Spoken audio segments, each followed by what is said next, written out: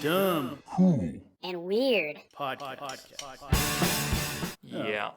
Yeah, it's like you were super liberal at one time, free love, drugs, all this other shit, and then you come to us and you're like, oh no, you can't do that. It's like, what? You did that, you fuck. You I know? think Frank Zappa was talking about that one time when he was explaining the music business. Mm-hmm. It's like, back when it was a bunch of cigar chewing old guys, like they listen to something and be like, oh, I don't fucking understand it. Let's take it, Yeah. But then when you started getting the young and hip CEOs of the music industry, they were always like, but this doesn't really fit into the sound that the kids really like. I know because I used to be a kid who was hip and cool. And they start really limiting what kind of media we consume. Yeah, that's when it started. Yeah, that's what. Well, that was one. It's got to one sell. instant. It's got to sell. If it doesn't sell, it's garbage. It does. I mean, that does make sense. I mean, to be honest, though, there's a lot of punk rock bands out there that think like, yeah, we're part of the underground scene. We're good. And it just sounds like a bunch of screaming heroin addicts. Oh my god. I've known a couple screamers and I've known a couple of heroin addicts, and that's not good. No, they usually combine and have kids. No, it was funny.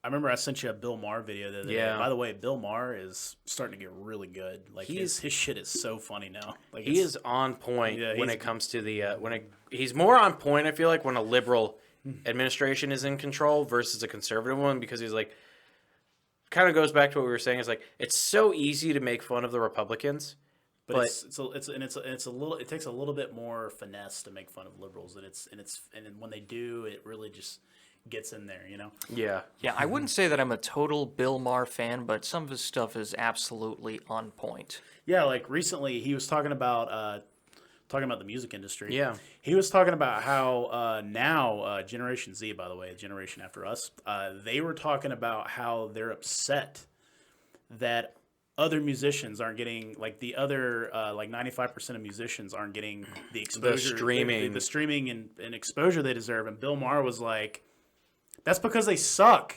yeah, Like they suck. Like I don't want to listen to shitty music. I was like, he's like it's really hard. Music is really hard.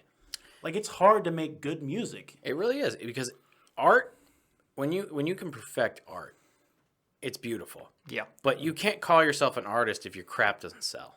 Yeah, and that's what he was talking about. He was like, look, you can't have this expectation that you are going to be famous, because that's what he was talking about. Like he was talking about the biggest problem with Generation Z is they all want to be an influencer. They want to be famous on the internet, and not everybody can do that.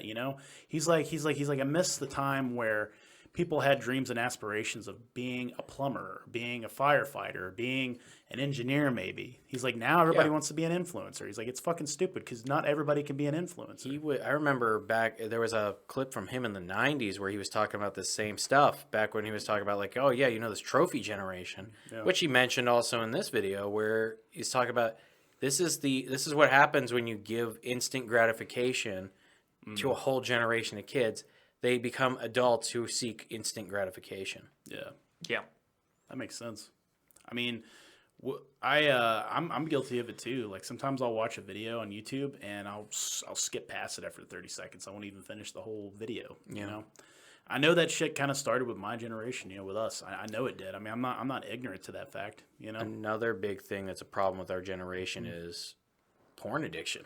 Yeah. It's everywhere. And they think that has to also do with just the instant gratification sort of feeling you get. Like, you're not, a lot of people aren't just jerking off because they're like, they want to jerk off. I mean, of course they want to jerk off, but it's like, have you ever just been bored and pulled your dick out and you're like, yeah, you know what? I think I'm going to jerk off now. Yeah, no, I've done that a few too many times. I'm just like, I've got like an extra 5 minutes. Well, why not? Why not crank it out? Yeah, and it honestly affects our relationships with people. I mean, it makes us have these higher expectations for relationships. I mean, I was so addicted to masturbating myself that it was hard for me to have regular sex with a woman sometimes, because I would be so like, I'd be like, oh, this isn't sexy enough, because it's like I've seen so much porn that I'm just like, damn, if it's not going to be this, what's the point? Because it's like it was just overstimulation from too much stuff. It's kind of like weird shit too. Yeah. Oh, yeah. That's some of the weird shit you see on Pornhub, you know? Oh, you know, there's tons of weird shit. But then again, like, watching the freaking Food Network has very little to do with your actual, like, home cooking. Yeah. Yeah. That's a good point. Yeah. I mean, you know, in my experience, real life interactions with your partner is better than, you know, porn any day of the week. 'Cause True. It's like, but you got to break that addiction habit but it's like we were talking about, like you were talking about, like Generation Z. A big problem with them is instead of going out and dating people, they'll just sit at home and play video games now. Yeah, they won't even have interactions with people. So and that was started to also be a big thing in like Japanese culture. Yeah. Like Japan, by the way, if I could find the video, we should all watch it again. But it goes over how Japanese culture has become so work oriented through hyper capitalism that no one's seeking out relationships. No one is seeking out just being a human being. So they found a way to market sex to like making you have sex video games, sex toys. It's just masturbation 100% of the time. And now it's like kind of bleeding over in our society where you got where you've got the same sort of thing actually happening where they're kind of influenced a little bit because like what's really popular in Japan is I know they have vending machines where you can buy used socks, used panties, all these different things. And now it's very popular in the U.S. to buy used socks, used panties, and whatever stuff that chicks are using. I will be honest with you, though. Like, the women who have been selling that stuff, you know, like, good on you. You figured out how to corner a market there. What's her name? Bella Delphine, I think is her name. Oh, yeah, the bath water. She sells her bath water. You know, that's something that's really disgusting, though. It is. Because you know that motherfucker's drinking it. I know. Yeah, some people most definitely, without a doubt, are doing that. But also, like, good for her. She made money off of weird perverts. Yeah, but it's getting weirder though. How most guys are just like, fuck relationships. I'm just gonna go on X videos and Pornhub, spank it out, and just call it a day. But then I think what happens though is as men turn into these guys who want to get on, and they want to get on Onlyfans. They want to get on these things and buy all these. These are very predatory men too. Eventually, yeah. Some of them are just not good people.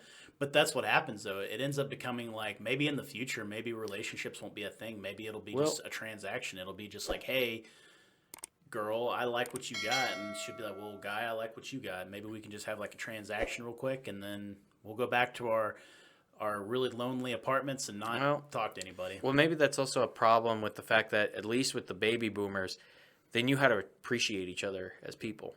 If you want to check out more of our stuff, go to www.dumbcoolweird.com. You'll find our Facebook, Twitter, YouTube, Instagram, and Patreon link if you want to support us. Also, be sure to check out our merch store. And if you're interested in being on our podcast, you can find a link on our website so you can reach out to us and tell us if you want to talk to us about something that's really weird, dumb, or cool. We'd be glad to hear from you. Hope you will stay tuned for the next weird ass episodes we got. Thank you.